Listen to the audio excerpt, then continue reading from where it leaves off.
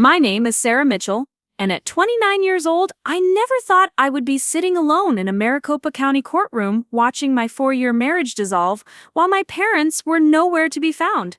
They had promised to be there for me during the most difficult day of my life, but instead chose to take a spontaneous cruise to Mexico with my sister Jessica. When Judge Patricia Williams looked around the courtroom and asked where my family support was, the silence that followed became the moment everything changed between us forever. Before we jump back in, tell us where you're tuning in from, and if this story touches you, make sure you're subscribed because tomorrow I've saved something extra special for you. The months leading up to that devastating trial had already pushed me to my breaking point. David's gambling addiction had destroyed our finances, our trust, and ultimately our marriage. But what hurt even more than his betrayal was watching my parents consistently prioritize Jessica's drama over my genuine crisis. While I was drowning in legal fees and emotional turmoil, they were funding another one of her failed business ventures and planning elaborate family vacations that somehow never included me when I needed them most. Growing up in Scottsdale, Arizona, I learned early that love in the Mitchell household came with conditions and clearly defined roles. My parents, Robert and Linda, had built a comfortable life through his landscaping business and her real estate career, and they expected their 2 daughters to fit neatly into predetermined boxes. I was designated as the responsible one from the moment Jessica was born when I was 3 years old. While she got to be creative, spontaneous, and charmingly irresponsible, I became the family's insurance policy against chaos. The pattern established itself through countless small moments that shaped our childhood dynamic. When Jessica spilled paint on Mom's antique rug during an art project, I was expected to help clean it up and understand that she was just expressing her creativity. When she forgot to feed our family dog for a week straight, I quietly took over the responsibility without complaint. During high school, when Jessica crashed Dad's truck after sneaking out to a party, the focus immediately shifted to making sure she wasn't traumatized by the experience rather than addressing her poor judgment. Meanwhile, my accomplishments were met with polite acknowledgement and the expectation that success was simply my natural state. When I made honor roll every semester, it was treated as routine. When I won a statewide marketing competition my senior year, the celebration lasted exactly as long as dinner. But when Jessica sold 3 paintings at a local art fair, Mom and Dad threw her a surprise party and invited the entire extended family to celebrate her creative breakthrough. The financial disparities became more obvious as we approached college age. Jessica received a full ride from the bank of Mom and Dad to attend the prestigious Arizona Institute of Art, complete with luxury apartment rent, meal plans, art supplies, and a generous monthly allowance for her creative pursuits. When I expressed interest in studying marketing at Arizona State University, Dad sat me down for a serious conversation about fiscal responsibility and the importance of earning my own way in the world. I spent my college years working 25 hours a week at a coffee shop near campus while maintaining a full course load and a competitive GPA. Jessica spent her college years attending gallery openings, traveling to art retreats in California, and posting Instagram photos of her bohemian lifestyle funded entirely by our parents. During family gatherings, she would regale everyone with stories of her artistic inspiration and creative breakthroughs, while I sat quietly, too exhausted from balancing work and school to contribute much to the conversation. The inequality reached new heights when we both graduated. I landed an entry-level position at a marketing firm in downtown Phoenix, earning $35,000 annually while living in a tiny studio apartment that cost $800 a month. Every penny was carefully budgeted, every purchase was considered twice, and every month was a careful dance between rent, student loan payments, groceries, and basic necessities. Jessica moved back home to pursue her art career, complete with a converted garage studio that Dad had professionally renovated for her creative work. For 2 years after graduation, I watched my parents pour money into Jessica's artistic dreams while I slowly built my career and financial independence. They funded her participation in art shows across the Southwest, bought her professional photography equipment, and covered her health insurance and car payments. When I asked to borrow $2,000 to cover an unexpected medical bill after a minor car accident, Dad explained that they were already stretched thin supporting Jessica's emerging career and suggested I look into payment plan options with the hospital. The double standard became crystal clear when both Jessica and I announced our engagements within 6 months of each other. Jessica had been dating Marcus, a fellow artist she met at a coffee shop, for about 8 months when they decided to get married in a destination ceremony in Sedona. Mom and Dad immediately began planning an elaborate celebration, booking a luxury resort for 30 guests, hiring a professional photographer, and arranging for catered meals throughout the weekend. The total cost exceeded $25,000, which they paid without hesitation or complaint. When David and I announced our engagement 4 months later, my parents congratulated us warmly and asked when we were planning to have the wedding. I had been hoping for some financial assistance, knowing how expensive weddings could be on my modest salary, but their response was immediate and definitive. They had already stretched their wedding budget for Jessica's celebration, and they were confident that David and I were mature enough to plan something within our own means. David and I ended up having a small ceremony at a community center in Phoenix with 40 guests, a potluck reception, and decorations I made myself during evenings and weekends for 3 months. The total cost was $4,000, which we split between us, and while it was lovely and meaningful, I could not help but notice that Mom spent more on flowers alone for Jessica's wedding than David and I spent on our entire celebration. The early years of our marriage were challenging but hopeful. We were both building our careers, David as a software developer and me advancing from coordinator to marketing specialist at my firm. We lived frugally but happily in a 1-bedroom apartment in Tempe, saving money for a house down payment and enjoying simple pleasures like hiking in the desert and exploring Phoenix's growing food scene. Our financial goals were modest but achievable until everything started falling apart in late 2022. David began working longer hours, claiming his startup was going through a crucial growth phase that required intense dedication. He became secretive about money, insisting on handling all our finances himself and deflecting my questions about our savings account balance. When I pressed for details about our budget, he assured me that everything was under control and that his increased responsibilities at work were leading to a significant promotion and raise. The truth emerged accidentally in early 2023 when I received a call from our bank about an overdraft protection activation. David was at work. Preparing and narrating this story took us a lot of time, so if you are enjoying it, subscribe to our channel. It means a lot to us. Now back to the story. And the representative explained that our checking account had been overdrawn by $1,500, triggering an automatic transfer from our savings to cover outstanding debts. When I asked for details about recent transactions, I discovered a pattern of gambling website charges going back 8 months. Confronting David about the gambling was one of the most difficult conversations of my life. He initially denied the charges, suggesting that our accounts had been compromised by fraud, but when I showed him printed statements highlighting dozens of deposits to online poker sites, sports betting platforms, and casino applications, he finally broke down and admitted the truth. He had started gambling as a way to relieve stress from work, convinced that his poker skills would generate extra income for our house fund. Instead of generating income, David had systematically lost our entire savings account, maxed out 3 credit cards I didn't know existed, and accumulated nearly $45,000 in debt.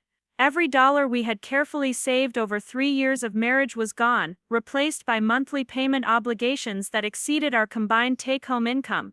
The man I had trusted with our future had gambled it away while lying to my face for months.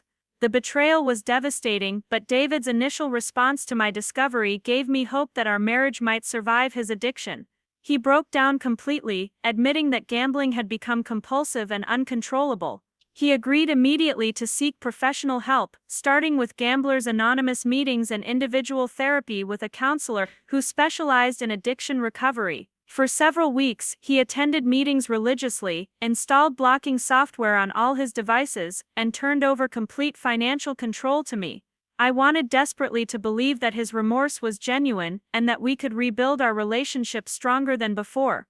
I started attending support group meetings for families affected by gambling addiction, learning about the psychological patterns that drive compulsive behavior and the long recovery process required for sustainable change. David seemed committed to the program, and we began having honest conversations about money, trust, and our future together. The progress lasted exactly 6 weeks before I discovered that David had been gambling again, this time using a secret credit card he had opened with a different bank. The relapse hurt even more than the original betrayal because it proved that his tearful promises and commitment to recovery had been just another layer of deception. When I confronted him with evidence of the new gambling activity, he became defensive rather than apologetic, blaming work stress and claiming that he had the situation under control. The second discovery marked the beginning of the end for our marriage. I could forgive the original addiction and the financial devastation it had caused, but I could not tolerate ongoing deception after he had looked me in the eyes and promised complete honesty. I moved out of our apartment and into a small rental in Phoenix, starting the painful process of separating our finances and preparing for divorce. Filing for divorce felt like admitting failure, acknowledging that I had not been strong enough or smart enough to save my marriage. I hired Mark Rodriguez, an attorney recommended by a colleague, and began the complicated process of untangling 4 years of shared assets, debts, and financial obligations. The legal fees were overwhelming on my single income, forcing me to drain my emergency fund and take on additional freelance projects to cover costs. Throughout this devastating period, I desperately needed emotional support from my family, but their response was disappointingly predictable. When I called to tell them about David's gambling addiction and my decision to file for divorce, Mom's first reaction was to ask whether I had tried marriage counseling, as though the problem was our communication rather than his systematic deception and financial betrayal. Dad wondered aloud whether divorce was really necessary, suggesting that many couples work through financial difficulties without breaking up their families. Their lukewarm response contrasted sharply with the crisis intervention they had provided just 2 months earlier, when Jessica's boyfriend Marcus had temporarily broken up with her after discovering she had been secretly dating someone else. Mom had immediately driven to Jessica's apartment with ice cream, wine, and a care package. Dad had taken time off work to help Jessica move her belongings out of Marcus's place. The entire family had rallied around her emotional needs, treating her heartbreak as a legitimate emergency requiring immediate attention and resources. When I asked for similar support during my divorce proceedings, my parents expressed sympathy but maintained careful distance from the situation. They offered generic advice about staying positive and moving forward, but declined my invitation to attend therapy sessions with me or help me process the emotional trauma of David's betrayal. When I mentioned the financial strain of legal fees, Dad suggested that I look into legal aid services rather than offering assistance, despite knowing that they had recently given Jessica $15,000 to start another art business. The final straw came 6 weeks before my divorce trial, when Jessica announced that she wanted to celebrate her upcoming 30th birthday with a family cruise to Mexico. Mom and Dad immediately began planning the trip, booking an ocean view suite and researching shore excursions for what would become a week-long celebration of Jessica's milestone birthday. When I mentioned that the cruise dates conflicted with my trial schedule, Mom assured me that they would be back in plenty of time to support me through the legal proceedings. 2 weeks before the trial, Jessica decided that she needed more time to recover from the stress of her recent breakup with Marcus, who had ultimately decided not to reconcile with her after discovering the extent of her infidelity. She convinced Mom and Dad to extend the cruise by an additional week, which would bring them back to Phoenix exactly 2 days after my divorce was finalized. When I expressed concern about their absence during such a crucial time, Dad explained that the cruise was non-refundable and that I was strong enough to handle the situation without them. The conversation where they prioritized a vacation over my divorce trial was the moment I realized that their love had always been conditional and unequal. Jessica's comfort and happiness took precedence over my actual emergencies, and their financial resources were always available for her desires, but never for my genuine needs. I had spent 29 years trying to earn approval that was never going to be given equally, and their decision to abandon me during the most difficult day of my life made their true priorities undeniably clear. The morning my parents left for their extended cruise, I stood in the parking lot of Phoenix Sky Harbor Airport watching their taxi disappear into traffic. Jessica had called in tears the night before, claiming she was too emotionally fragile to handle being around divorce proceedings and needed the extra recovery time on the ship. Mom had spent 20 minutes on the phone explaining how important it was for Jessica's healing process to have uninterrupted family support during this difficult transition in her life.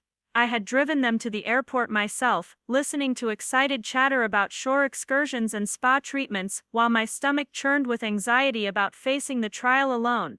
When I mentioned one final time that I was nervous about handling everything without them, Dad patted my shoulder and reminded me that I had always been the strong, independent daughter who could handle anything life threw at her. Mom added that they would be thinking of me, and that everything would work out for the best, because I was so capable and resilient. Standing there watching their plane taxi toward the runway, I felt a profound sense of abandonment that went deeper than disappointment. This was not simply about missing a court date or choosing a vacation over family responsibility. This was about a pattern of priorities that had shaped my entire life, and their decision to leave during my darkest hour crystallized everything I had never wanted to admit about my place in their hearts. The weeks leading up to the trial had been a blur of legal preparation, financial documentation, and emotional exhaustion. Mark Rodriguez, my attorney, had worked diligently to untangle the complicated web of debts that David had created during his gambling spiral. We discovered that the situation was even worse than I had initially realized, with hidden credit cards, payday loans, and even money borrowed from his work colleagues that had never been repaid. David had been systematically lying about our financial situation for over 18 months, creating elaborate stories about work bonuses and investment returns to explain away the missing money from our accounts. He had forged my signature on several loan applications, using my credit score to secure additional funding for his gambling activities. The betrayal was not just personal but criminal, and Mark had advised me to file charges for identity theft in addition to proceeding with the divorce. During one particularly devastating discovery session, we learned that David had even borrowed money from his elderly grandmother, telling her that we needed emergency funds for medical expenses. He had convinced her to withdraw $8,000 from her retirement account, money she could not afford to lose, and had gambled it away in a single weekend at a casino in Las Vegas. When confronted with this information, David had shown no remorse, instead blaming me for not being more understanding about the pressure he was under at work. The pattern of deception extended far beyond gambling debts. David had been lying about his job performance, his relationship with colleagues, and even his daily activities for months before I discovered the financial betrayal. He had been calling in sick regularly to spend entire days at the casino, telling me he was working overtime on important projects. His supervisor had actually placed him on a performance improvement plan 3 months earlier, due to excessive absences and declining work quality. Mark had warned me that divorce proceedings involving gambling addiction were particularly complex because addictive behavior often continued throughout the legal process. David had already violated 2 temporary financial restraining orders by opening new credit accounts and attempting to access joint assets that were frozen pending the court's decision. Each violation required additional legal filings and increased my attorney fees, creating a mounting financial burden that threatened to overwhelm my modest income. The emotional toll of preparing for trial while managing full-time work responsibilities was becoming unbearable. I found myself crying in bathroom stalls at the office, struggling to concentrate on marketing campaigns and client presentations while my personal life disintegrated. Jennifer Adams, my boss, had been understanding about the situation, allowing me flexibility for court appearances and legal meetings, but I could see concern growing in her eyes about my ability to maintain professional performance during such a difficult period. Sleep became elusive as my mind raced through worst-case scenarios and financial calculations. I was surviving on approximately 4 hours of rest each night, tossing and turning while worrying about court testimony, debt division, and the possibility that David might successfully hide additional assets or liabilities. The physical exhaustion was compounding my emotional vulnerability, making every interaction feel overwhelming and every decision seem impossible. Emma Thompson, my closest friend since college, had become my primary source of emotional support during this nightmare. She attended court hearings with me when possible, helped me organize financial documents, and provided perspective when the legal complexities became too confusing to navigate alone. Emma worked as a nurse at Phoenix Children's Hospital, and her schedule was demanding, but she consistently made time for phone calls and emergency coffee meetings when my anxiety became unmanageable. Through Emma, I began to understand how unusual my family's response to my crisis actually was. Her parents lived in Tucson, 2 hours away, but they had driven to Phoenix multiple times to check on me and offer practical support. Her mother had brought homemade meals and helped me organize my apartment during the separation. Her father had researched divorce attorneys and provided recommendations for financial planners who specialized in recovery from financial abuse. The contrast between Emma's family's immediate mobilization and my parents' careful detachment was stark and painful. When I described their decision to extend their cruise during my trial, Emma's reaction was immediate and visceral. She could not understand how any parent would prioritize a vacation over their child's divorce proceedings, especially when the circumstances involved financial fraud and identity theft. Her confusion helped me recognize that my family's behavior was not normal or acceptable, regardless of how they attempted to justify their choices. As the trial date approached, I had hoped that my parents might reconsider their travel plans, or at least express genuine concern about my situation. Instead, their phone calls from the ship focused primarily on updates about Jessica's improved mood and detailed descriptions of their dining experiences and entertainment options. When I tried to discuss my anxiety about testifying, Mom would quickly change the subject to shore excursions or remind me that I had always been good at handling difficult situations independently. The night before the trial, I sat alone in my apartment surrounded by boxes of financial documents, legal briefs, and evidence of David's deception. My phone remained silent, except for a brief text message from Jessica showing a selfie with dolphins in Mexico and expressing hope that everything would go smoothly in court. There were no calls from Mom or Dad, no words of encouragement or support, no acknowledgement that I was facing one of the most difficult days of my life without any family present. Mark had prepared me thoroughly for the trial proceedings, explaining how testimony would be structured and what questions the judge might ask about our financial situation. He had also warned me that David's attorney would likely attempt to portray the gambling as a shared marital problem rather than individual addiction, potentially arguing that I had enabled his behavior by not seeking help sooner or by failing to monitor our accounts more carefully.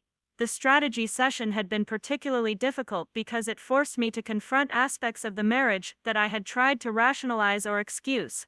Mark's questions about my awareness of David's gambling habits were uncomfortable but necessary, revealing patterns of willful blindness and desperate hope that had allowed the deception to continue far longer than it should have. I had noticed irregularities in our finances but had chosen to trust David's explanations rather than investigate further. The realization that I had been partially complicit in enabling David's addiction was devastating but important for understanding how the situation had spiraled so completely out of control. Mark explained that this self-awareness would actually strengthen my position in court because it demonstrated genuine understanding of the problems and commitment to preventing future financial abuse. Judge Williams would be looking for evidence that I could manage finances independently and make sound decisions about asset protection. The morning of the trial arrived with unseasonably cool weather for Phoenix in October, and I dressed carefully in a conservative navy suit that projected competence and respectability. My hands trembled as I applied makeup, trying to cover the dark circles under my eyes that had become permanent fixtures during months of stress and sleepless nights. The face staring back at me in the mirror looked older and more worn than my 29 years, marked by experiences I had never imagined facing when David and I had exchanged vows 4 years earlier. Arriving at the Maricopa County Family Court building, I felt overwhelmed by the imposing architecture and formal atmosphere. Mark met me at the security checkpoint, reviewing final details about testimony order and reminding me to speak clearly and directly when answering questions. He noticed my nervousness and suggested that we walk through the courtroom before proceedings began, helping me become familiar with the physical space where my marriage would officially end. The courtroom was smaller and more intimate than I had expected, with wooden benches arranged in rows facing the judge's elevated bench. David was already seated at the defendant's table with his attorney, avoiding eye contact when I entered the room. He looked haggard and defensive, wearing a ill-fitting suit that emphasized how much weight he had lost during our separation. His attorney, a sharp-featured woman named Patricia Kelly, was reviewing documents with obvious frustration, suggesting that David's cooperation with his own defense had been limited. As other cases were called before ours, I scanned the gallery seating, hoping irrationally that my parents might have surprised me by cutting their vacation short and flying back for the trial. The seats remained empty except for Emma, who had taken personal time off work to provide moral support during the proceedings. Her presence was comforting but also highlighted the absence of my biological family during this crucial moment. Judge Patricia Williams was a woman in her 50s with silver hair and intelligent eyes that seemed to assess everyone in her courtroom with equal scrutiny. When our case was called, she reviewed the preliminary filings with careful attention before looking up to address both parties. Her voice was calm but authoritative as she outlined the procedures we would follow and the standards she would use to evaluate evidence and testimony. The opening statements established the basic facts of our marriage, the timeline of David's gambling addiction, and the extent of financial damage that had accumulated during his deceptive behavior. Mark presented our case methodically, documenting each instance of fraud and betrayal with bank statements, credit reports, and communication records that painted a clear picture of systematic financial abuse.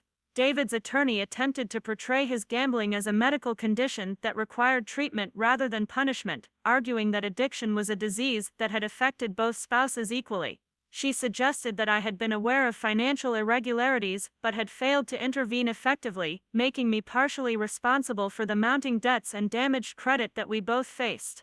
The characterization stung because it contained elements of truth that I had been struggling to accept about my own role in the marriage's deterioration.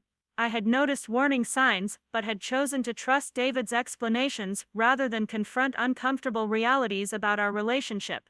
The attorney's questions during cross-examination were designed to highlight these moments of willful blindness and suggest that I had been an inadequate partner rather than a victim of deception. When Judge Williams called for a brief recess before testimony began, she looked around the courtroom with obvious interest in the limited gallery seating. Her eyes settled on Emma, then scanned the empty benches behind me before returning to her paperwork.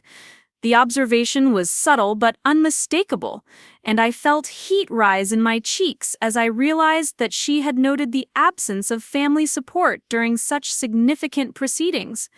Mark had mentioned during our preparation that family court judges often considered the presence or absence of family members as relevant information about the parties involved in divorce cases. Parents, siblings, and close friends who attended proceedings demonstrated investment in outcomes and provided character evidence about the individuals seeking court intervention. The empty seats behind me told their own story about my support system and the relationships that had shaped my adult life. As we prepared to resume testimony, I found myself thinking not just about the legal proceedings, but about the larger pattern of abandonment that had brought me to this moment. David had abandoned our marriage through deception and addiction. My parents had abandoned me through their decision to prioritize Jessica's vacation over my divorce trial. The convergence of these betrayals in a single day felt overwhelming but also clarifying, forcing me to confront truths about the relationships that had defined my identity for too many years. When testimony resumed, I was called to the witness stand first, my voice barely steady as I took the oath to tell the truth. Mark guided me through a chronological account of our marriage, starting with the hopeful early years when David and I had shared dreams of home ownership and financial security. The courtroom felt surreal as I described intimate details of our relationship to strangers, explaining how trust had gradually eroded under the weight of systematic deception. Judge Williams asked pointed questions about my awareness of David's gambling activities, and I found myself admitting to moments of willful ignorance that still haunted me. There had been late nights when David claimed to be working but came home smelling like cigarette smoke and alcohol. There had been unexplained cash withdrawals that he attributed to work lunches and client entertainment. There had been credit card statements that arrived addressed only to him, which he claimed were for business expenses that would be reimbursed. Each admission felt like a betrayal of my own intelligence and judgment.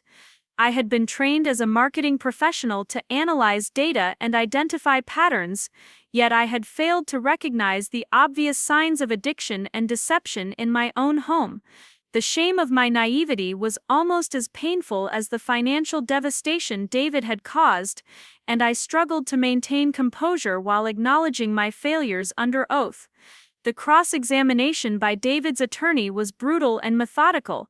Patricia Kelly questioned every aspect of my testimony, suggesting that I had been negligent in monitoring our joint finances and had enabled David's gambling through my passive approach to household budgeting. She implied that a responsible spouse would have demanded access to all financial accounts and would have intervened more aggressively when irregularities became apparent. Her questions forced me to relive specific moments of confrontation with David, instances where I had expressed concern about our finances only to be reassured by elaborate explanations about work bonuses and investment opportunities. She highlighted occasions when I had chosen to trust my husband rather than investigate further, painting my faith in our marriage as evidence of poor judgment rather than reasonable expectation of honesty between spouses. The most difficult portion of cross-examination focused on my decision to file for divorce rather than pursue marriage counseling or addiction treatment as a couple. Kelly suggested that I had abandoned David during his medical crisis rather than supporting his recovery, portraying me as unsympathetic to his struggles with gambling addiction. She questioned whether I had truly understood the nature of addiction or whether I had simply chosen the easier path of ending the marriage rather than fighting for healing. Her characterization of my choices was particularly painful because it echoed doubts I had wrestled with during sleepless nights since filing for divorce. Had I given up too quickly on our marriage?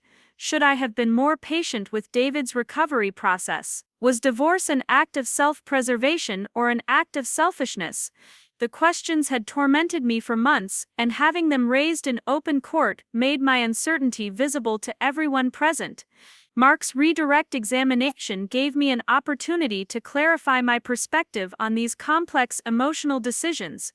I explained that my choice to end the marriage had not been made impulsively or without consideration for David's struggles with addiction. I had attended support group meetings, consulted with therapists who specialized in gambling addiction, and researched treatment options extensively before concluding that David was not genuinely committed to recovery.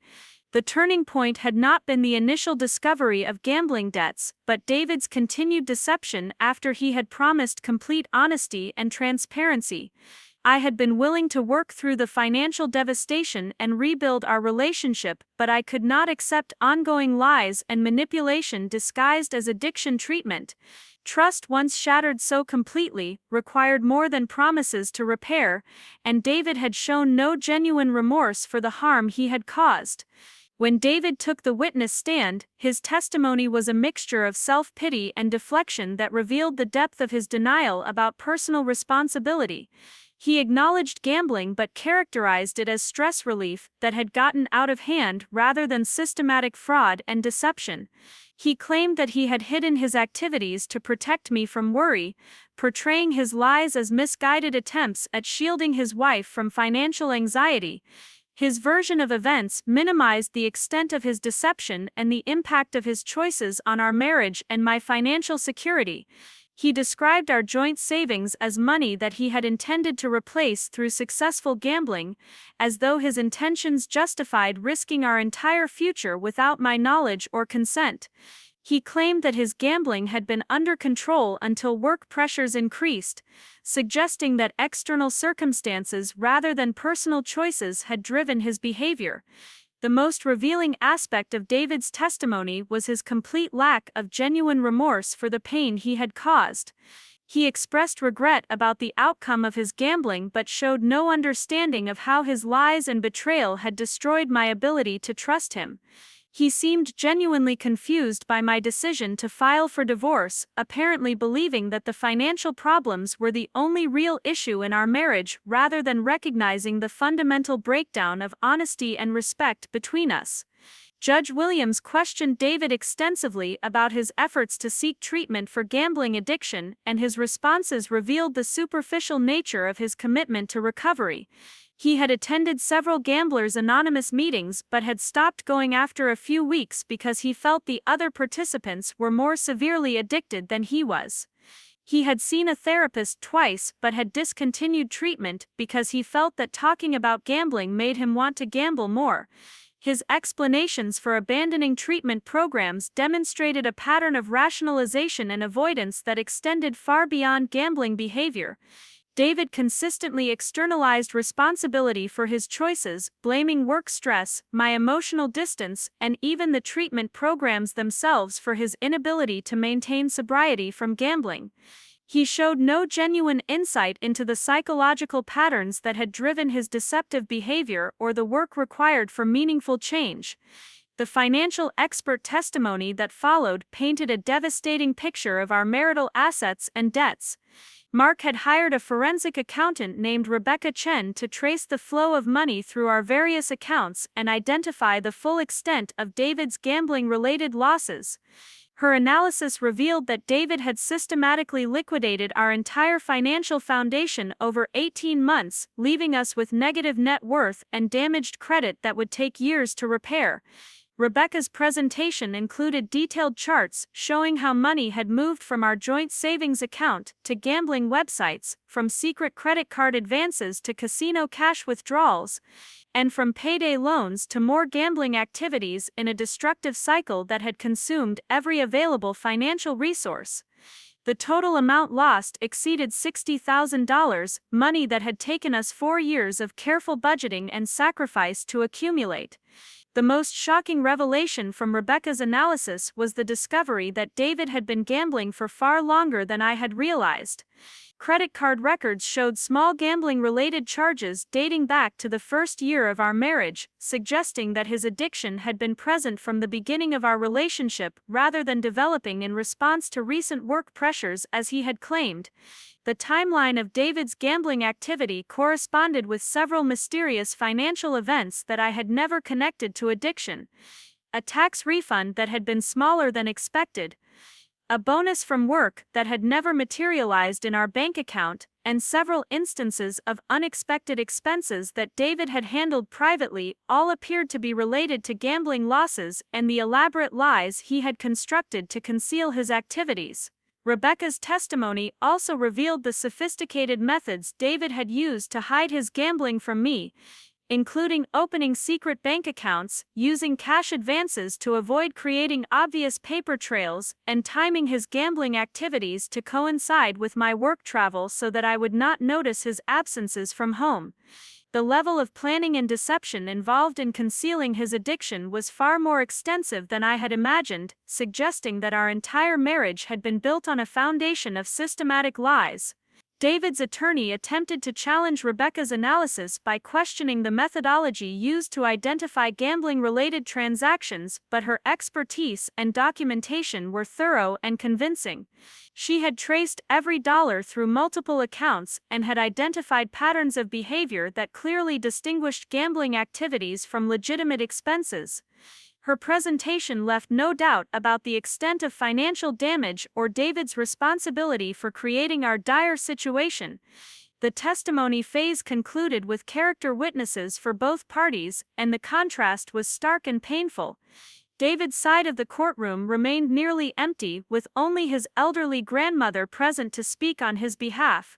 She was a sweet woman in her 80s who clearly loved her grandson but had limited understanding of the extent of his gambling addiction or the financial fraud he had committed against both me and her. My side of the courtroom was only slightly more populated, with Emma providing testimony about my character and work ethic, and Jennifer Adams speaking about my professional reliability and integrity. Both women described me as honest, hardworking, and trustworthy, qualities that made David's betrayal particularly devastating and inexcusable. Their testimony was supportive and credible, but I was acutely aware of who was not present to speak on my behalf. The absence of my parents during character witness testimony was particularly noticeable to Judge Williams, who had observed family court proceedings for over 15 years and understood the importance of family support during divorce trials. She asked Mark directly whether my family members were available to provide testimony, and his response that they were traveling out of the country caused her eyebrows to raise slightly in apparent surprise. Emma's testimony was particularly powerful because she had witnessed the deterioration of my marriage from the perspective of a close friend who had no agenda beyond wanting the truth to be told. She described watching me become increasingly anxious and isolated as David's behavior became more erratic and secretive. She had encouraged me to investigate financial irregularities that I had been trying to rationalize, and she had provided emotional support when the truth about gambling finally emerged. Jennifer's testimony focused on my professional competence and reliability, qualities that contrasted sharply with the picture David's attorney had tried to paint of me as irresponsible and negligent. She explained that I had consistently demonstrated excellent judgment in work situations and had shown remarkable resilience while managing personal crises alongside professional responsibilities. Her assessment of my character carried significant weight because it was based on daily observation in high-pressure business situations. The final testimony came from Dr. Michael Foster, a therapist who specialized in gambling addiction and had evaluated David at Mark's request to provide expert opinion about his commitment to recovery. Dr. Foster's assessment was clinical and objective, describing David's psychological profile as consistent with individuals who had not yet accepted personal responsibility for their addictive behavior. According to Dr. Foster's evaluation, David showed classic signs of denial and externalization that suggested he was not genuinely committed to recovery from gambling addiction. His tendency to blame external circumstances for his choices, his history of abandoning treatment programs when they became challenging, and his inability to express genuine remorse for the harm he had caused were all indicators that he was unlikely to maintain sobriety without significant psychological work that he had thus far been unwilling to undertake. The expert testimony concluded with Dr. Foster's professional opinion that David represented a continued financial risk to any joint assets or shared financial responsibilities. His recommendation was that any divorce settlement should include provisions for protecting me from future financial liability related to David's gambling activities, including restrictions on his access to joint credit or shared financial accounts. As the testimony phase ended and Judge Williams called for closing arguments, I felt emotionally drained but oddly relieved that the truth about our marriage had finally been told completely and publicly. The process of testifying had been painful and humiliating, but it had also been cleansing in a way I had not expected. For the first time in months, I felt that someone in authority had heard the full story of what David had done to our relationship and our future. Mark's closing argument was methodical and compelling, summarizing the evidence of David's systematic deception and the financial damage it had caused. He emphasized that this was not a case of mutual marital problems or shared responsibility for financial difficulties, but rather a clear instance of one spouse defrauding and betraying the other through addictive behavior and deliberate concealment. David's attorney made a final attempt to portray the situation as a medical crisis rather than intentional wrongdoing, arguing that gambling addiction was a disease that deserved treatment and understanding rather than punishment through divorce proceedings. Her argument fell flat in the face of overwhelming evidence of David's unwillingness to seek genuine help and his continued deception even after discovery of his gambling activities. Judge Williams listened to both closing arguments with careful attention, taking notes, and asking clarifying questions about specific aspects of the financial evidence and expert testimony. Her demeanor throughout the proceedings had been professional and impartial, but I had noticed her particular attention to the character witness testimony and the obvious absence of family support on both sides of the courtroom. When closing arguments concluded, Judge Williams announced that she would review all evidence and testimony before rendering her decision about asset division, debt responsibility, and the terms of divorce decree.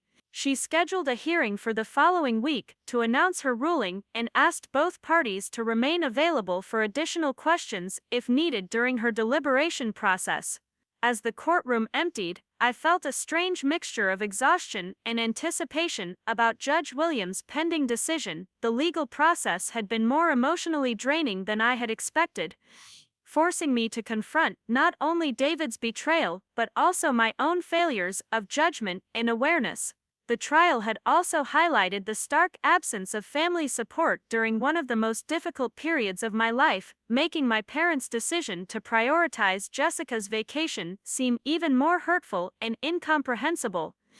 Emma waited for me in the hallway outside the courtroom, and we walked silently toward the parking garage while I processed everything that had transpired during the day's proceedings.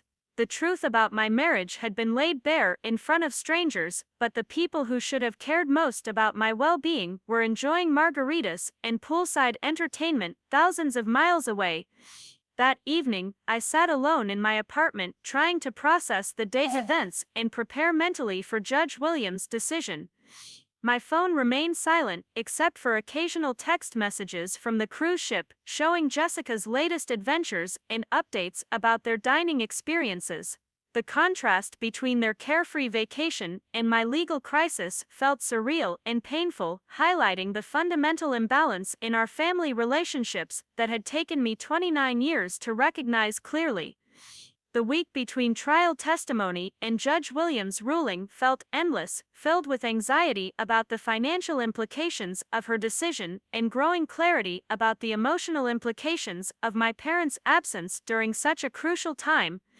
Their choice to extend their vacation rather than support me through divorce proceedings had revealed truths about our family dynamic that I could no longer ignore or rationalize away.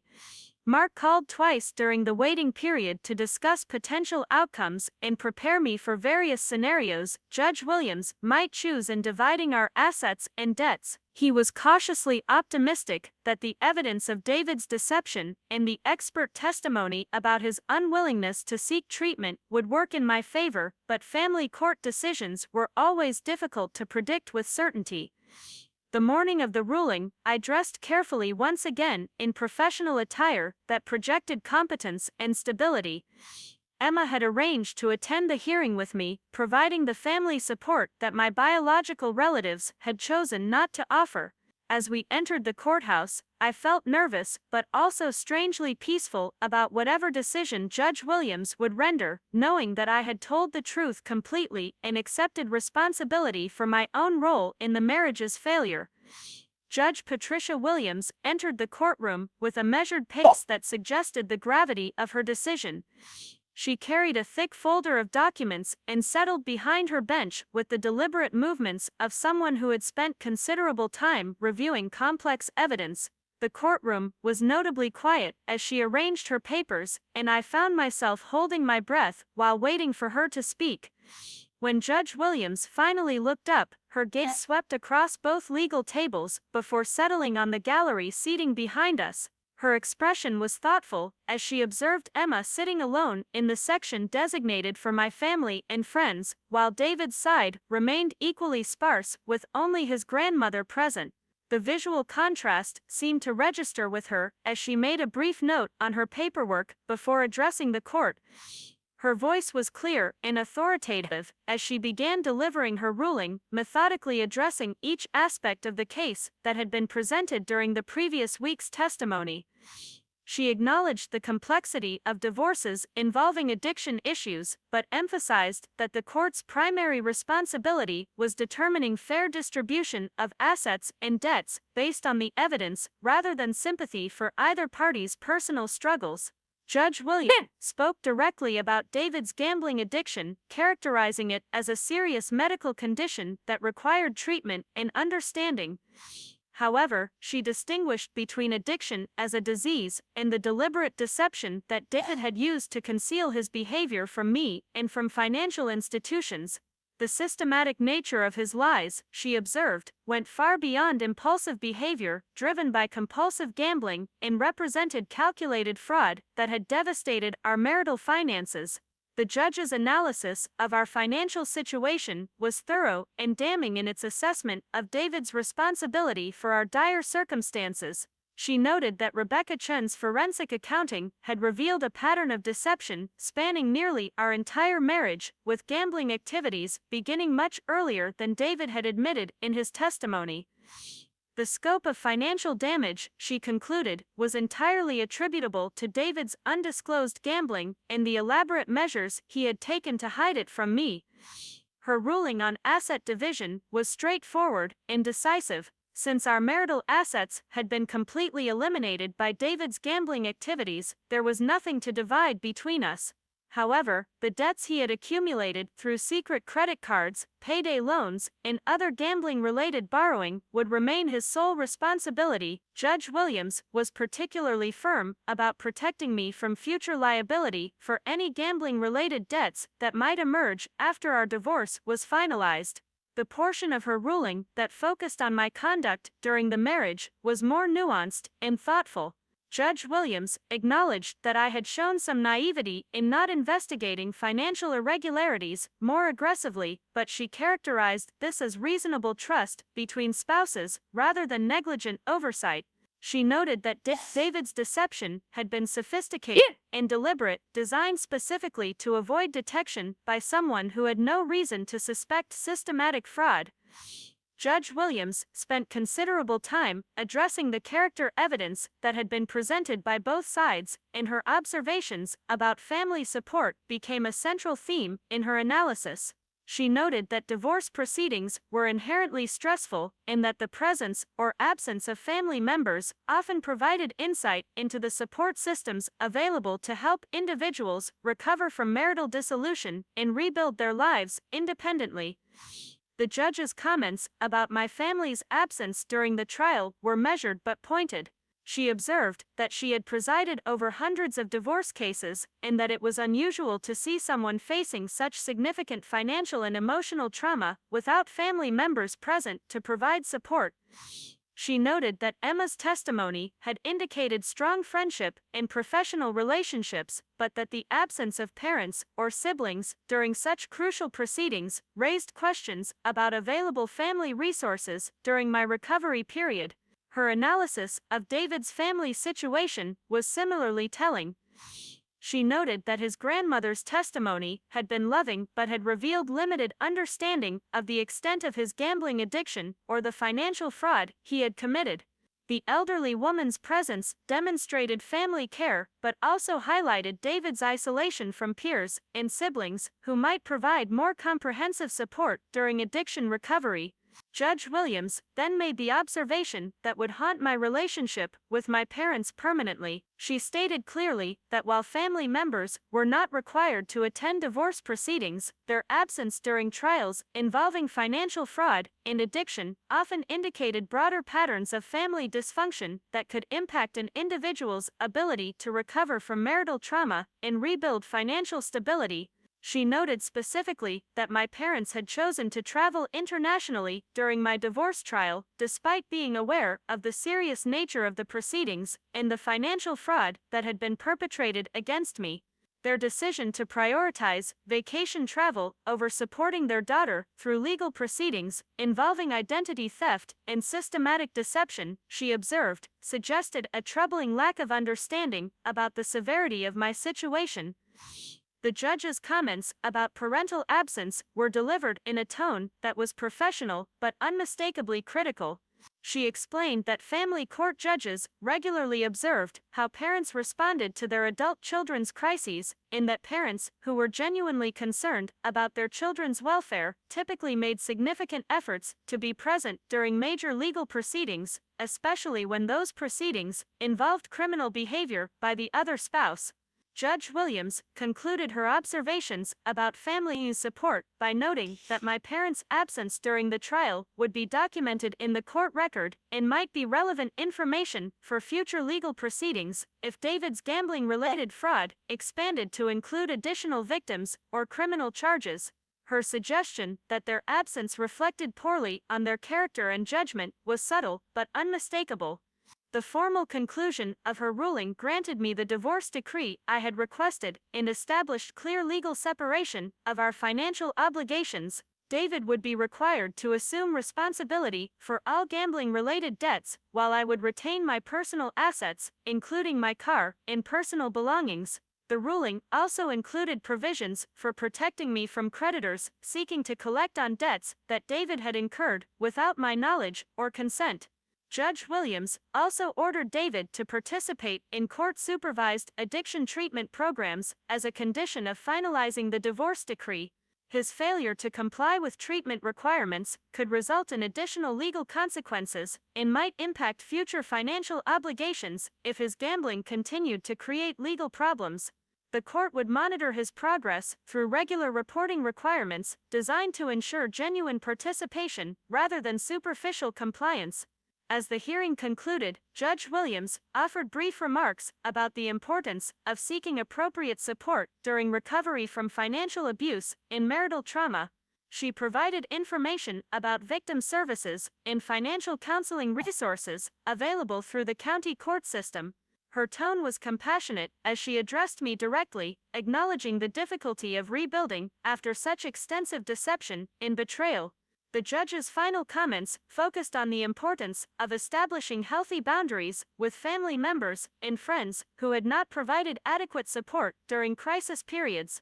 She noted that recovery from financial abuse often required difficult decisions about relationships that had proven unreliable during times of greatest need. Her advice was gentle but clear about the importance of prioritizing relationships with people who had demonstrated genuine care and support. Walking out of the courthouse after Judge Williams' ruling felt surreal and anticlimactic. The legal phase of ending my marriage was complete, but the emotional work of processing everything that had occurred during the trial was just beginning. Emma walked beside me in supportive silence, understanding that I needed time to absorb the implications of everything the judge had said about my family's behavior. The drive back to my apartment provided quiet time to reflect on Judge Williams' observations about parental absence during the trial. Her comments had validated feelings I had been struggling to articulate about my parents' decision to prioritize Jessica's vacation over my legal crisis. Hearing a respected authority figure characterize their behavior as inappropriate and potentially indicative of broader family dysfunction was both painful and liberating. That evening, I sat alone in my apartment trying to process the judge's ruling and her pointed observations about family support during crisis periods. The legal victory felt hollow because it had come at the cost of fully recognizing how alone I had been during the most difficult period of my adult life. David's betrayal had been devastating, but my parents' abandonment during the trial had revealed equally painful truths about their priorities and values. The silence from my family during the days following the trial was deafening. They were still on their extended cruise with Jessica, posting cheerful photos on social media while remaining completely unaware that Judge Williams had noted their absence in her official ruling. Their continued focus on vacation activities while I processed the end of my marriage felt like an additional layer of abandonment that compounded the trauma of David's betrayal. 3 days after the ruling, I received a brief text message from my mother asking how things had gone in court and expressing hope that everything had worked out satisfactorily. The casual tone of her inquiry suggested that she had no understanding of the gravity of the proceedings or the emotional impact of facing such a difficult day without family support. Her assumption that I would provide a simple summary of complex legal proceedings felt dismissive and hurtful. I drafted several responses to her text message ranging from detailed explanations of Judge Williams' ruling to angry accusations about their abandonment during my crisis.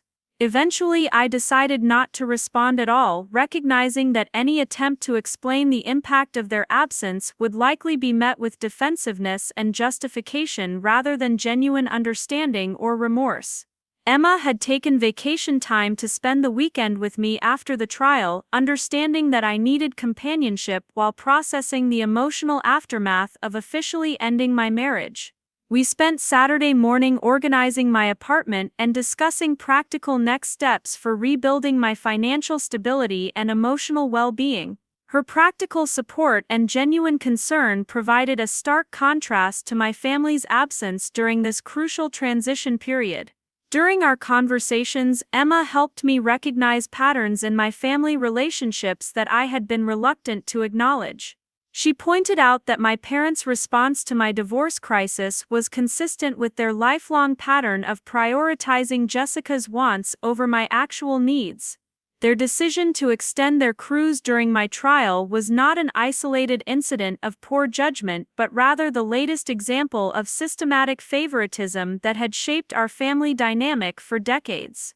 Emma's perspective helped me understand that Judge Williams' observations about family dysfunction were not harsh criticism but accurate assessment of relationships that had never been healthy or balanced. My parents' failure to recognize the seriousness of my situation reflected long-standing patterns of emotional neglect that had been disguised as expectations for independence and self-sufficiency. The financial implications of the divorce ruling were significant but manageable with careful planning and budgeting. Mark had negotiated provisions that protected me from responsibility for David's gambling debts while preserving my ability to rebuild credit and financial stability independently. The process would take time, but Judge Williams' ruling had given me a clean slate for starting over without the burden of debts I had never agreed to assume. Professional counseling became essential for processing the compound trauma of David's betrayal and my family's abandonment during the trial. Dr. Michael Foster, who had provided expert testimony about David's addiction, agreed to work with me individually to address the emotional impact of financial abuse and family dysfunction. His expertise in addiction-related trauma provided valuable perspective on the complex dynamics that had shaped both my marriage and my family relationships. Dr. Foster helped me understand that my parents' behavior during the trial was consistent with enabling patterns that often develop in families affected by addiction or other dysfunctional behaviors.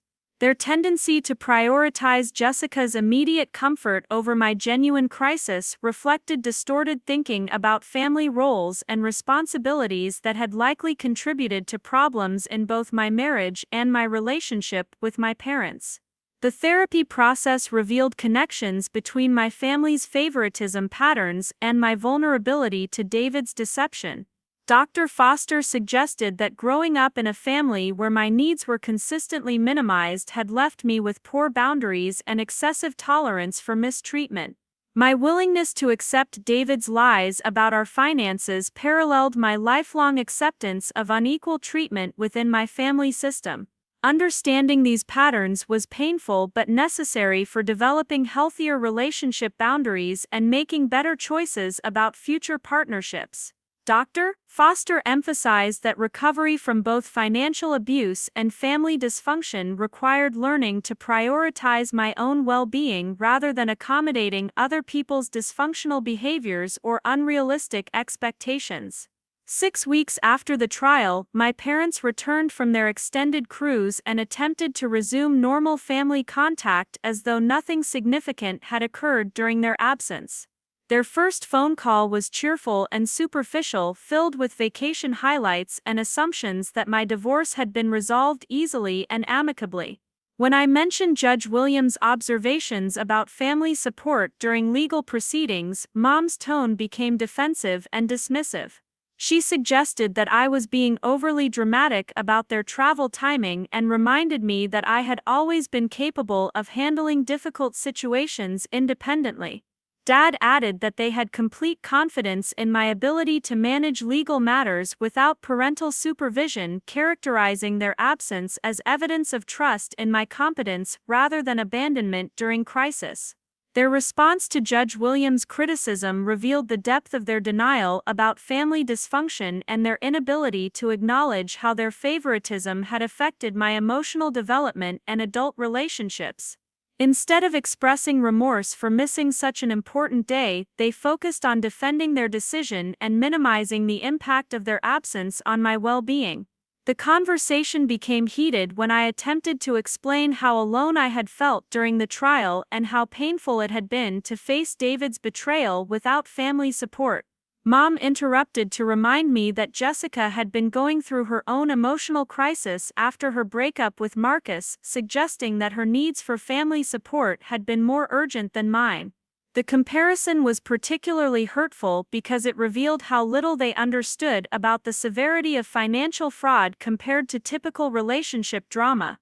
Dad's contribution to the conversation focused on practical considerations about divorce proceedings, suggesting that emotional support was less important than legal representation and that my attorney's presence had provided adequate advocacy for my interests. His inability to understand the difference between professional legal assistance and family emotional support highlighted his fundamental misunderstanding of my needs during the crisis.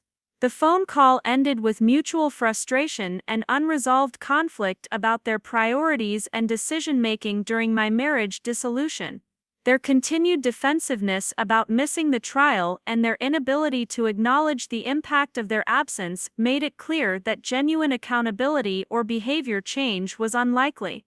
The conversation forced me to confront the reality that my parents were incapable of providing the emotional support and understanding I had always hoped to receive from them. 2 months after Judge Williams' ruling, I made the difficult decision to establish formal boundaries with my parents regarding future contact and involvement in my life decisions. The process was emotionally challenging but necessary for protecting my mental health and continuing recovery from both David's betrayal and their abandonment during my most vulnerable period. Dr. Foster supported my decision to limit contact with family members who had proven unreliable during crisis periods. He explained that boundary setting was often essential for individuals recovering from compound trauma involving both intimate partner betrayal and family dysfunction. My parents' response to my divorce had provided clear evidence that they were not capable of offering the support and understanding necessary for healthy family relationships. The letter I wrote to my parents explaining my decision to reduce contact was carefully worded but firm in its assessment of their behavior during my divorce proceedings. I acknowledged their love for me while clearly stating that their actions during my crisis had been harmful and inconsistent with healthy family support. I explained that Judge Williams' observations about their absence had validated concerns I had harbored about family dysfunction for years but had been reluctant to address directly. Their response to my boundary-setting letter was predictably defensive and focused primarily on justifying their behavior rather than acknowledging its impact on my well-being. Mom characterized my decision as punishment for their vacation timing, while Dad suggested that I was being manipulated by my therapist into creating unnecessary family conflict. Neither parent demonstrated genuine understanding of how their choices had affected me during such a vulnerable period.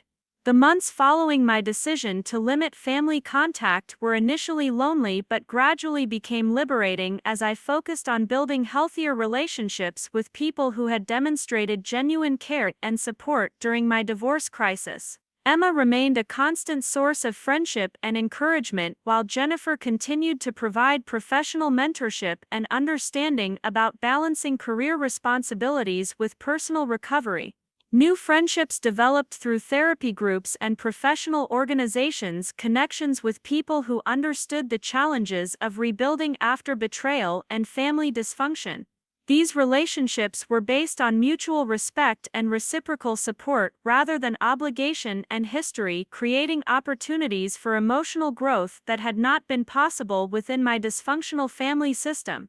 The financial recovery process moved forward steadily as I implemented Judge Williams' provisions for protection from David's gambling debts and began rebuilding credit damaged by his deceptive activities.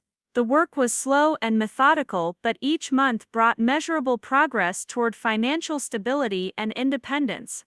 The discipline required for financial recovery also provided structure and purpose during the emotional healing process. A year after the trial, I reflected on Judge Williams' observations about family support and recognized how accurately she had assessed the dysfunction in my family relationships. Her decision to document my parents' absence in the court record had validated my experience and provided external confirmation that their behavior had been inappropriate and harmful. The judge's comments had given me permission to acknowledge truths about my family that I had been reluctant to accept for decades. The anniversary of my divorce trial marked a turning point in my understanding of family relationships and personal worth. Judge Williams' ruling had not only ended my marriage to David but had also illuminated patterns of dysfunction that had shaped my entire adult life. Her observations about parental absence during crisis had provided the clarity necessary for making healthier choices about relationships and boundaries going forward. 2 years after Judge Williams delivered her ruling, I stood in the kitchen of my new townhouse in Gilbert, a suburb east of Phoenix, preparing dinner for friends who had become my chosen family. The space was bright and welcoming, decorated with artwork I had selected based on my own preferences rather than anyone else's expectations or approval. Every piece of furniture, every paint color, every decorative element reflected my personal taste and hard-earned financial independence. The townhouse represented more than just upgraded living space. It symbolized complete recovery from the financial devastation David had caused and the emotional growth that had emerged from confronting both his betrayal and my parents' abandonment. The mortgage was entirely in my name, funded by savings I had accumulated through disciplined budgeting and a promotion at work that reflected my renewed focus on professional excellence. Emma arrived first, carrying a bottle of wine and updates about her latest nursing adventures at the Children's Hospital. Her friendship had remained constant throughout my recovery process, providing stability and genuine care that contrasted sharply with the conditional love I had experienced from my biological family. She had celebrated every milestone in my healing journey, from the first month without anxiety attacks to the day I signed papers on my new home. Jennifer Adams joined us shortly after Emma, bringing her husband Michael and stories about recent marketing campaigns at our firm. The professional mentorship she had provided during my darkest period had evolved into genuine friendship based on mutual respect and shared interests. Her decision to promote me to senior marketing coordinator had been based purely on merit and performance, offering recognition that felt authentic and meaningful. Dr. Foster had encouraged me to host gatherings like this as part of ongoing recovery from family dysfunction. Building connections with people who demonstrated consistent care and support was essential for developing healthy relationship patterns and learning to trust my own judgment about character and reliability. These friendships represented conscious choices rather than biological accidents, creating a support system based on shared values and genuine affection. The conversation over dinner was relaxed and wide-ranging, covering work projects, travel plans, and current events with the easy flow of people who genuinely enjoyed each other's company. Nobody walked on eggshells or managed their words to avoid triggering emotional outbursts. There were no hidden agendas or competitions for attention and resources. The stark contrast to family dinners from my childhood was both healing and educational. During dessert, Emma mentioned that she had received a wedding invitation from my cousin Rachel, who was getting married in Tucson the following spring. The invitation had included a note asking Emma to encourage me to attend despite ongoing family tensions, suggesting that Rachel hoped the wedding might provide an opportunity for reconciliation with my parents. The topic had been inevitable, but discussing it no longer caused the sharp pain that family references had triggered during early recovery. My relationship with extended family members had become complicated since establishing boundaries with my parents. Some relatives understood my decision and had reached out privately to express support for prioritizing my mental health over family expectations. Others had sided with my parents, characterizing my boundary setting as vindictive punishment for a simple scheduling conflict rather than reasonable response to systematic emotional neglect. Rachel's wedding invitation represented the first formal family event since my divorce where my attendance was explicitly requested despite my estrangement from my parents. The decision whether to attend would require careful consideration of my emotional readiness for potential confrontation and my commitment to maintaining healthy boundaries regardless of family pressure or social expectations. Dr. Foster had prepared me for moments like this when family members would attempt to use special occasions to force reconciliation without addressing underlying dysfunction or accountability. His guidance emphasized that healthy relationships required mutual respect and genuine behavior change, not temporary civility for social appearances or family photo opportunities. The conversation with my friends about Rachel's wedding highlighted how much my perspective on family obligations had evolved since Judge Williams' ruling. 2 years earlier, I would have felt guilty about considering declining a family wedding invitation. Now I understood that protecting my mental health was more important than maintaining appearances or accommodating other people's discomfort with family conflict.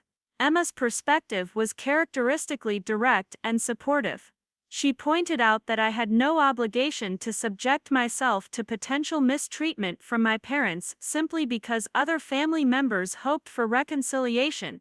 Her loyalty and protective instincts provided the external validation I still occasionally needed when making decisions that prioritized my well-being over family expectations. Jennifer's input was equally valuable, drawing from her own experiences with difficult family dynamics and professional expertise in managing workplace conflicts.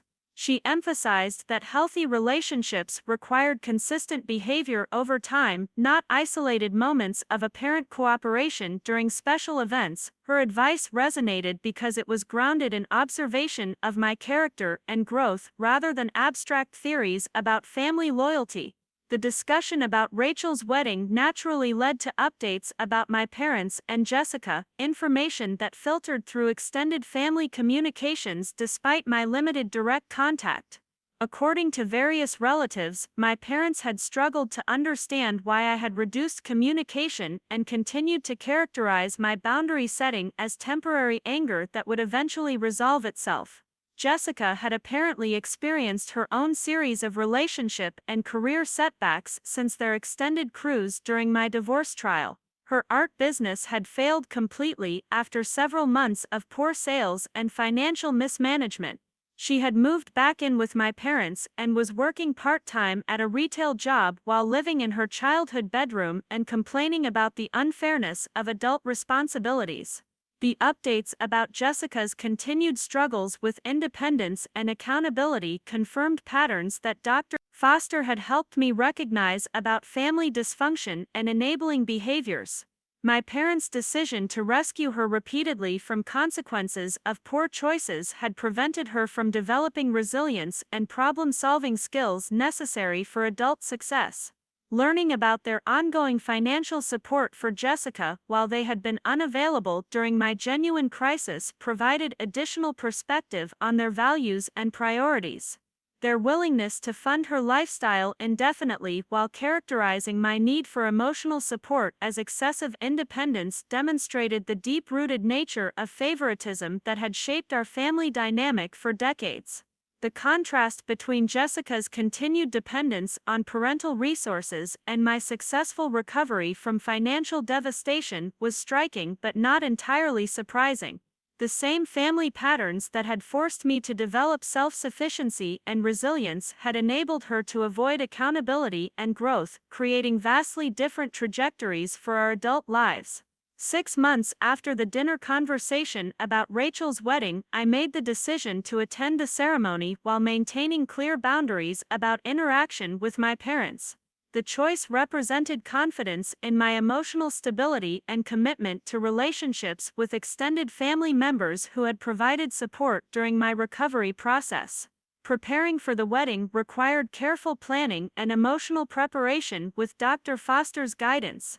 We developed strategies for managing potential confrontations and maintaining boundaries even in social situations designed to encourage family unity and forgiveness. The goal was participating in Rachel's celebration without compromising my mental health or allowing guilt manipulation to undermine progress I had made.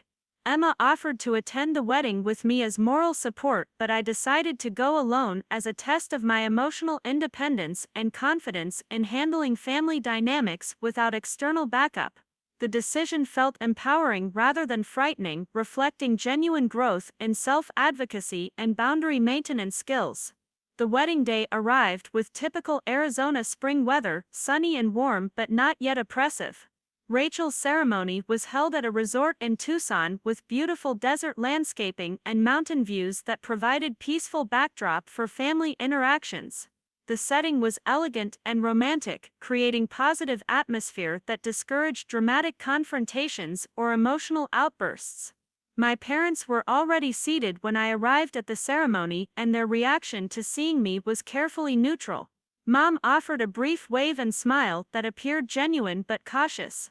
Dad nodded politely without making eye contact. Their restraint suggested that other family members had coached them about appropriate behavior or warned them against creating scenes during Rachel's special day. Jessica was serving as a bridesmaid and looked beautiful in her lavender dress, though I noticed signs of stress in her posture and expression that suggested ongoing struggles with adult responsibilities and independence. She avoided direct interaction with me throughout the ceremony and reception, apparently uncertain about how to navigate our complicated relationship in such a public setting. The ceremony itself was lovely and traditional, with vows that emphasized commitment, honesty, and mutual support through life's challenges. Listening to Rachel and her fiancé promise to prioritize their relationship and communicate openly about problems provided poignant reminder of what I had hoped for in my marriage to David and what I would expect from any future romantic partnership. During the reception, I was seated at a table with cousins and their spouses, family members who had maintained friendly relationships with me despite my estrangement from my parents. The conversation was warm and inclusive, focusing on Rachel's happiness and shared memories from family gatherings during our childhood years before family dysfunction had become so pronounced. My Aunt Susan, my mother's older sister, approached me during the cocktail hour with obvious intention of facilitating some form of reconciliation between my parents and me. Her attempt was well-meaning but misguided, based on assumption that time had healed wounds without addressing underlying issues that had caused the estrangement in the first place. Susan's gentle suggestion that I consider speaking with my parents during the reception was met with polite but firm explanation about the importance of maintaining boundaries that protected my mental health.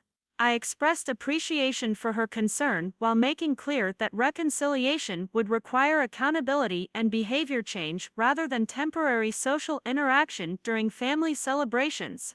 Her response revealed common misconceptions about family dysfunction and recovery that I had encountered repeatedly since establishing boundaries with my parents. She characterized my position as stubborn unwillingness to forgive rather than healthy self-protection, suggesting that family loyalty should override personal well-being and that time automatically resolved conflicts regardless of ongoing behavior patterns. The conversation with Susan provided opportunity to practice skills Dr. Foster had taught me about explaining boundary decisions without defensive explanations or detailed justifications. I maintained calm demeanor while clearly stating my position, neither apologizing for my choices nor arguing about their validity with someone who lacked understanding about family dysfunction and recovery processes. Later during the reception, my father approached me while I was standing alone on the patio watching desert sunset paint the mountains in shades of orange and purple. His manner was more subdued than I had seen in years, suggesting that witnessing my confidence and independence at the wedding had affected his perspective on our estranged relationship. Dad's attempt at conversation was awkward but seemed genuine, focusing on neutral topics like my work and new townhouse rather than rehashing past conflicts or attempting immediate reconciliation. He appeared genuinely interested in updates about my professional success and financial recovery, though his surprise at my accomplishments revealed how little he understood about my capabilities and resilience. When he tentatively mentioned missing our relationship and hoping that time might heal the distance between us, I responded with careful honesty about the conditions that would be necessary for rebuilding trust and connection. The conversation was not hostile but was frank about the impact of their absence during my divorce trial and the patterns of favoritism that had shaped our family dynamic for decades. His reaction to my explanation was thoughtful rather than immediately defensive, suggesting that perhaps Judge Williams' observations about family dysfunction had continued to resonate with him over the past 2 years. He acknowledged that their decision to extend their cruise during my trial had been poor timing without fully accepting responsibility for the deeper issues that decision had represented. The conversation ended without resolution but also without hostility, leaving possibility for future dialogue if genuine accountability and behavior change occurred over time. Dad seemed to understand that reconciliation would require more than good intentions and social pleasantries, though whether he was prepared for the difficult work of examining family patterns remained unclear. Mom's interaction with me was more limited and cautious, consisting primarily of polite exchanges about Rachel's wedding and general pleasantries about my appearance and apparent well-being. She seemed uncertain about how to navigate our relationship but also appeared genuinely pleased to see evidence of my recovery and success despite our estrangement. Jessica avoided direct interaction with me throughout the reception, though I noticed her watching me with curiosity from across the room on several occasions. Apparent interest in observing my interactions with other family members suggested possible awareness that our different life trajectories reflected broader family dysfunction rather than simple personality differences.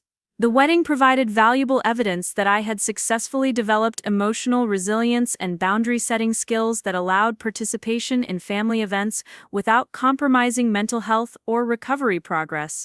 The experience was neither traumatic nor completely comfortable, but represented healthy middle ground that preserved important relationships while protecting personal well-being.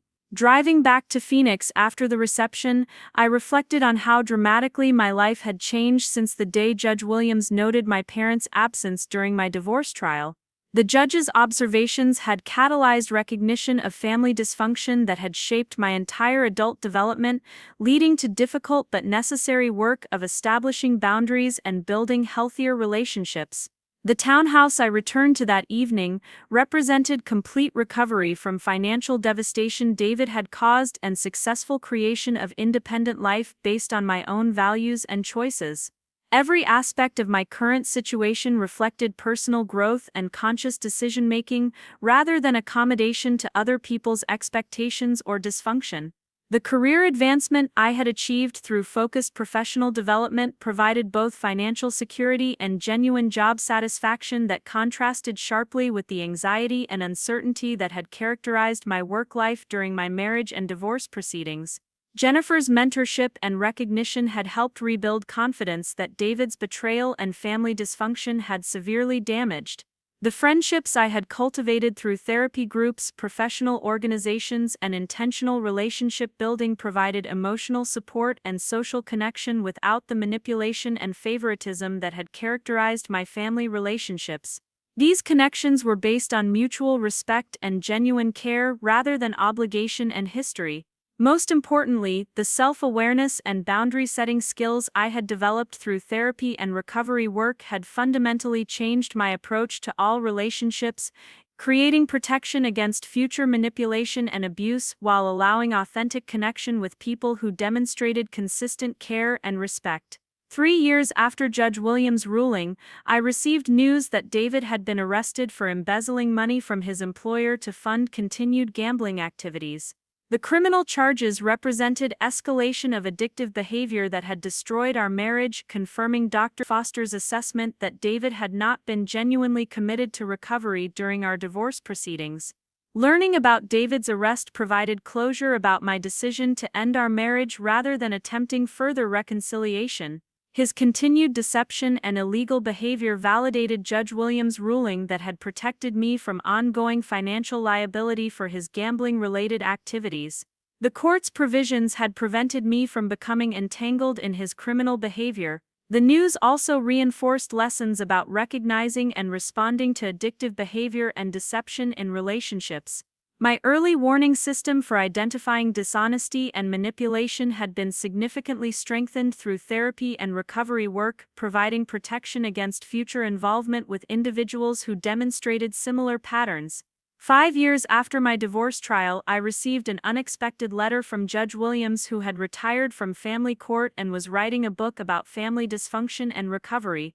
She requested permission to include anonymized details from my case as example of how family abandonment during legal proceedings often reflected broader patterns of dysfunction that required professional intervention and boundary setting for resolution. Her letter mentioned that my case had been particularly memorable because of the stark contrast between David's criminal behavior and my parents' failure to provide appropriate support during such serious proceedings.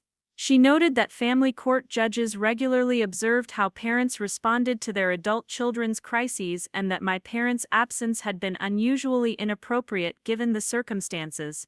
Judge Williams wrote that she often referenced my case when training new family court judges about the importance of observing family dynamics and support systems during divorce proceedings. My parents' decision to prioritize vacation travel over supporting their daughter through proceedings involving criminal fraud had become a teaching example of family dysfunction that required documentation in court records. Her request for permission to include details from my case in her book felt like validation of the painful journey I had undertaken since her original ruling. The judge's continued recognition of my parents' inappropriate behavior provided external confirmation that my boundary-setting decisions had been reasonable and necessary for protecting my mental health and recovery. Today, 7 years after Judge Williams noted my parents' absence during my divorce trial, I work as a marketing director at a growing firm in Phoenix and live in the same townhouse that represents my complete recovery from financial and emotional devastation.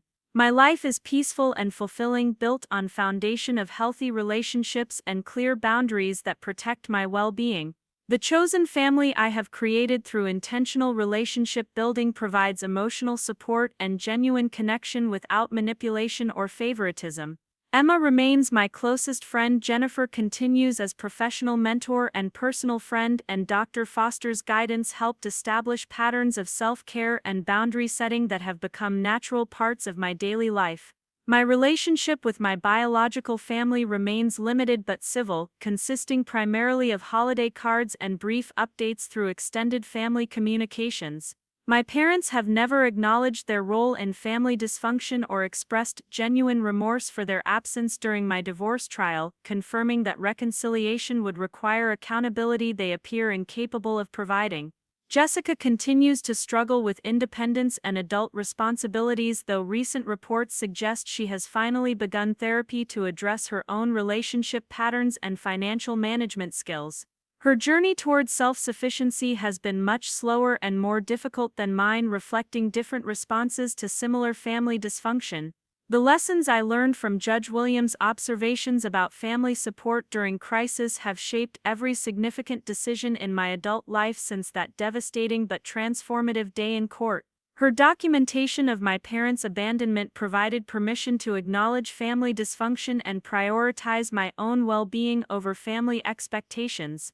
Most importantly, the experience taught me that true family consists of people who show up during difficult times, not people who share biological connections but fail to provide genuine care and support when it matters most. Judge Williams' ruling gave me permission to build the loving, supportive family I had always deserved but had never received from my biological relatives. The courage to establish boundaries, seek professional help, and create healthy relationships has transformed my entire life trajectory from victim of family dysfunction and spousal betrayal to confident, independent woman who understands her own worth and refuses to accept mistreatment from anyone. Judge Williams' observations started this journey, but my commitment to growth and healing has sustained it. 10 years had passed since Judge Williams made her pointed observation about my parents' absence during my divorce trial, and I found myself standing in a familiar courtroom in Maricopa County, but this time as a witness rather than a party to proceedings. The irony was not lost on me as I waited to testify in a custody case where parental abandonment was once again a central issue. The case involved a young mother named Rebecca Martinez whose ex-husband was seeking primary custody of their 2 children after she had chosen to attend her sister's wedding in Hawaii during their initial custody hearing. The parallels to my own experience were striking, and Rebecca's attorney had contacted me after reading about my case in Judge Williams' published book on family court dynamics. Rebecca's situation differed from mine in significant ways, but the core issue remained the same: family members who prioritized social events over crucial legal proceedings that would impact vulnerable people's lives.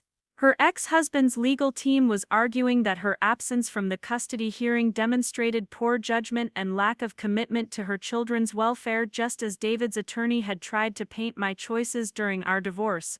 Sitting in the witness waiting area, I reflected on the unexpected ways that Judge Williams' documentation of my parents' behavior had continued to impact other people's lives years after my own case was resolved.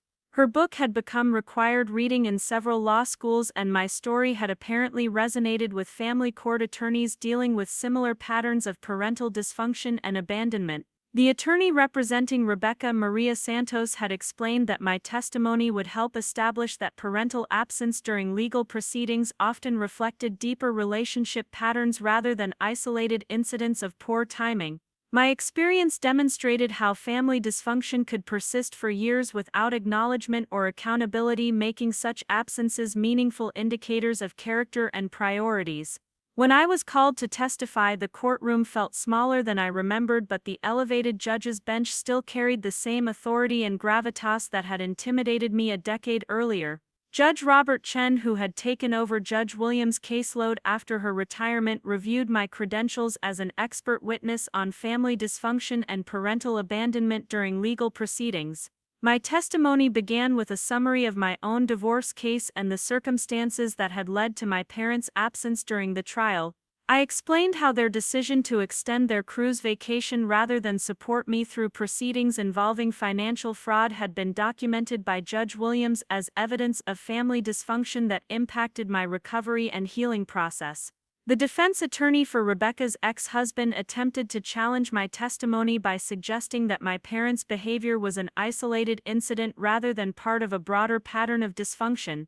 His questions forced me to detail the lifelong favoritism and emotional neglect that had characterized my family relationships, providing context that made their absence during my divorce trial more meaningful and significant. Responding to his cross-examination required revisiting painful memories that I had processed through years of therapy, but I felt emotionally equipped to discuss these experiences without the raw vulnerability that had characterized my testimony during my own divorce. The distance of time and successful recovery had given me perspective that allowed clinical analysis of family patterns without personal devastation.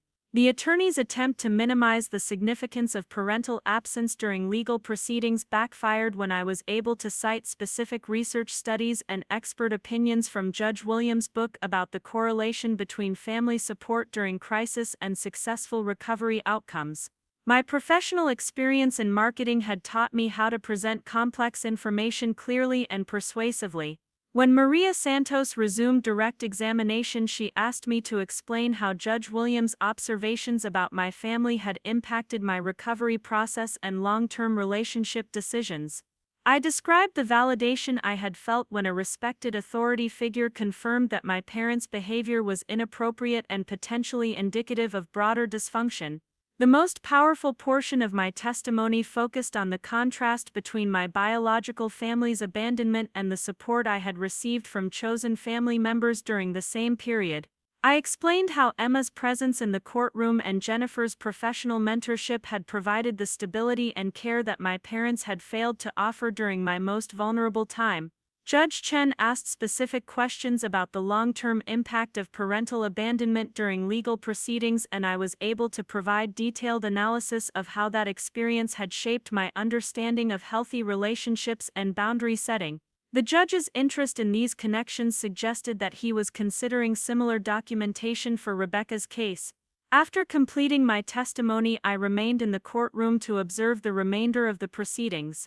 Rebecca took the witness stand and provided her own explanation for missing the initial custody hearing, describing family pressure to attend her sister's wedding and assumptions that her ex-husband would agree to reasonable custody arrangements without contentious legal battles. Her testimony revealed patterns that were painfully familiar from my own experience with family dysfunction. Rebecca's extended family had consistently minimized the importance of legal proceedings while emphasizing social obligations and family celebrations.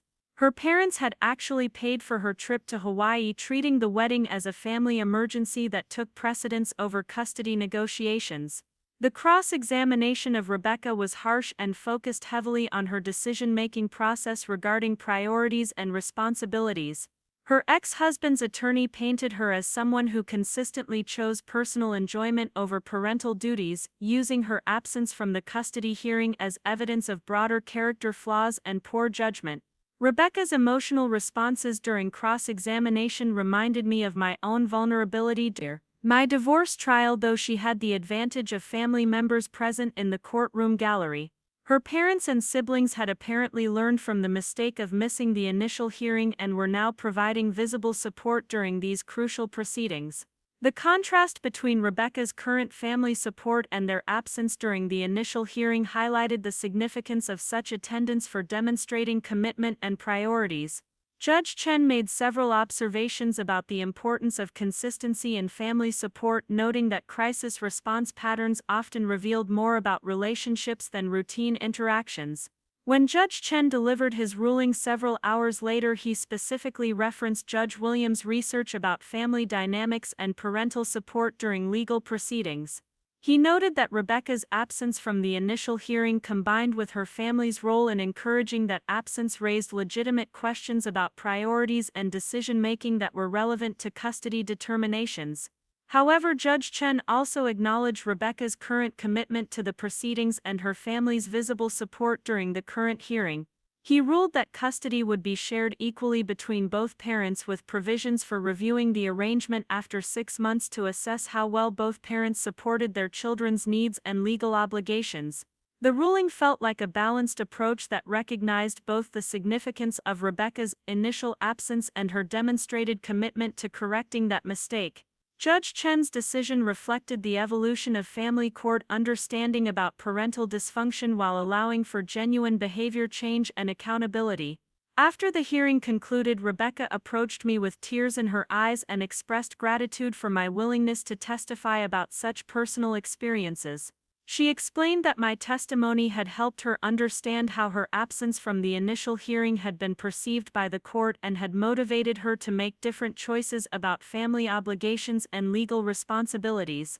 Our conversation in the courthouse hallway provided an opportunity for me to share insights about recovery from family dysfunction and the importance of establishing healthy boundaries with relatives who encouraged poor decision-making.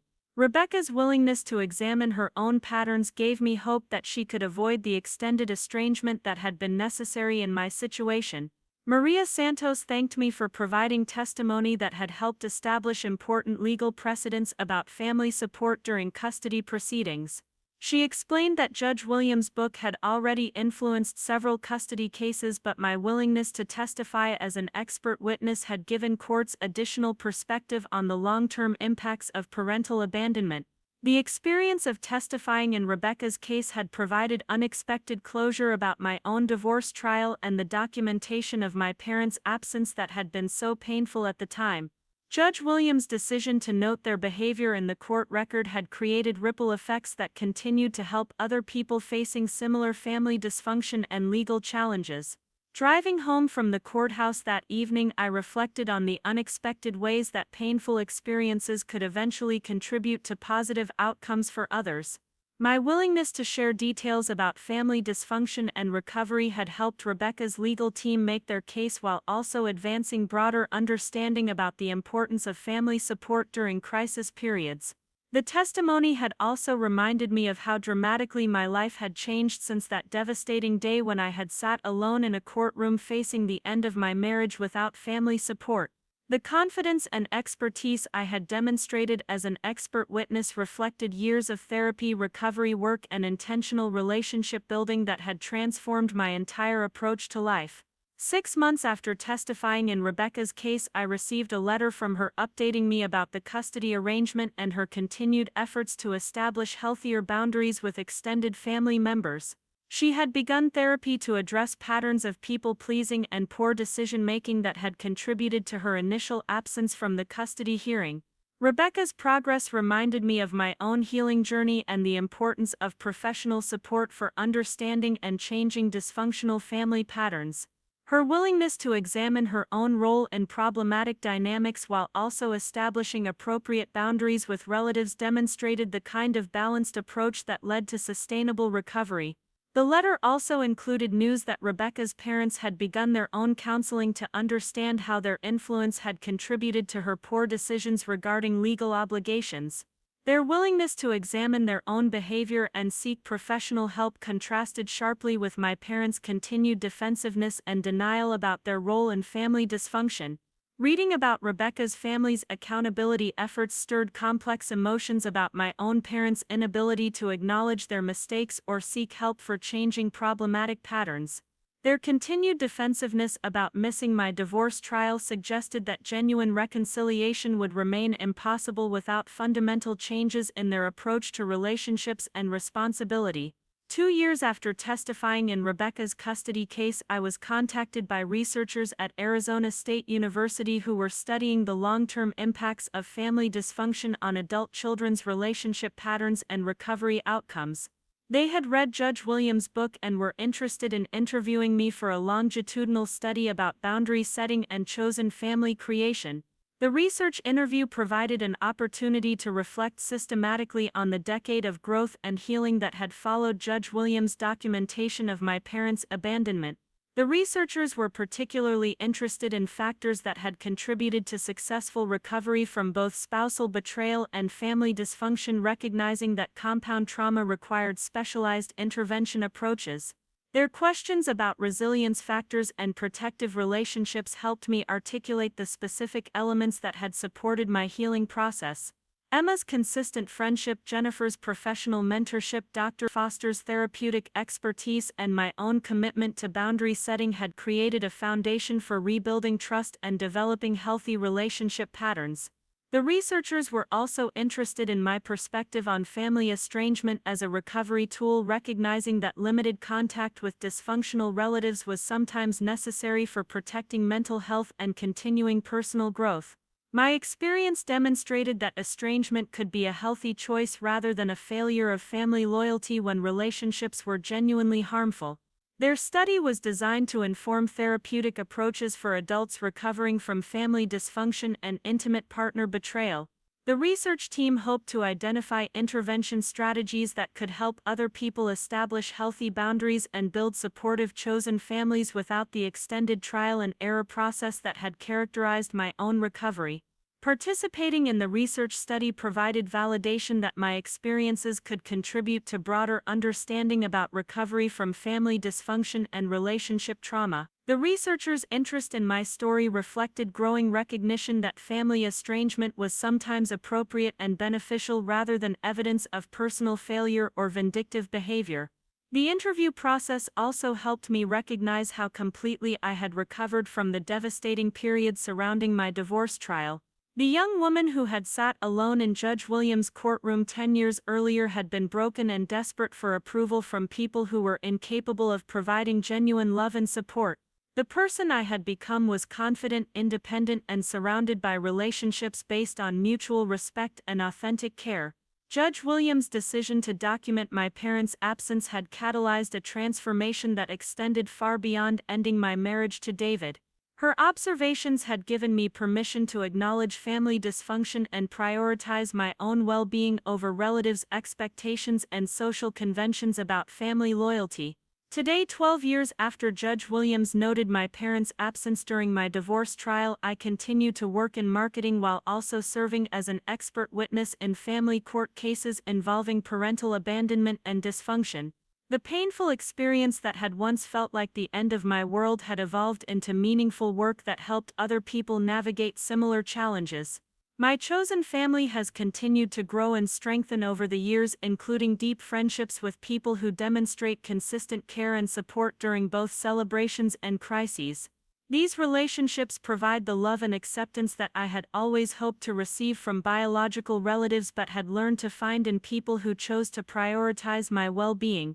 The townhouse where I live remains a sanctuary that reflects my personal taste and financial independence, but it has also become a gathering place for friends who have become family through shared experiences and mutual support. The contrast to my childhood home where favoritism and competition had created tension and insecurity could not be more stark. My relationship with my biological family remains limited and formal, consisting primarily of holiday cards and brief updates through extended family communications. My parents have never acknowledged their role in family dysfunction or expressed genuine remorse for their absence during my divorce trial, confirming that reconciliation would require accountability they appear unwilling to provide. Jessica has made more significant progress in addressing her own dysfunctional patterns, though her journey toward independence and self-sufficiency continues to be challenging. Recent reports suggest that she has maintained steady employment and begun developing healthier relationships, though her progress has been slower than mine due to different responses to similar family dysfunction. The lessons I learned from Judge Williams' observations about family support during crisis continue to influence every significant decision in my personal and professional life. Her documentation of my parents' abandonment provided the external validation necessary for prioritizing my own well-being over family expectations and social conventions about loyalty. Most importantly, the experience taught me that genuine family consists of people who demonstrate consistent care and support through actions rather than words, regardless of biological connections or social obligations. Judge Williams' ruling gave me permission to build the loving, supportive family I had always deserved but had never received from my biological relatives. The courage to establish boundaries, seek professional help, and create healthy relationships based on mutual respect has transformed every aspect of my adult life.